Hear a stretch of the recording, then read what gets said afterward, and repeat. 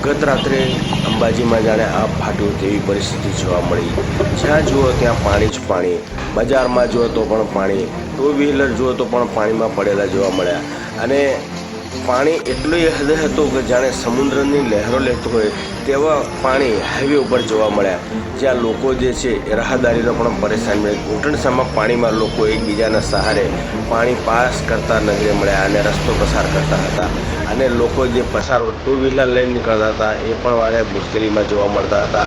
અંબાજીમાં જે પાણી પડ્યું તે કહી શકાય છે કે સિઝનમાં સૌથી મોટો વરસાદ પડ્યો હોય તેવું, અને જ્યારે આપ ફાટ્યો તેવી પરિસ્થિતિ અંબાજીમાં જોવા મળી હતી। બજારોમાં પણ જો પાણી, જે દુકાનોમાં જે છે, દુકાનોમાં પણ પાણી ઘૂસી ગયેલા જોવા મળ્યા હતા અને પાણી રસ્તા જે છે એ નદીઓના અંદર કન્વર્ટ થઈ ગયા હોય તેવી પરિસ્થિતિ જોવા મળી હતી। જ્યાં જુઓ ત્યાં પાણી જ પાણી જોવા મળતું હતું।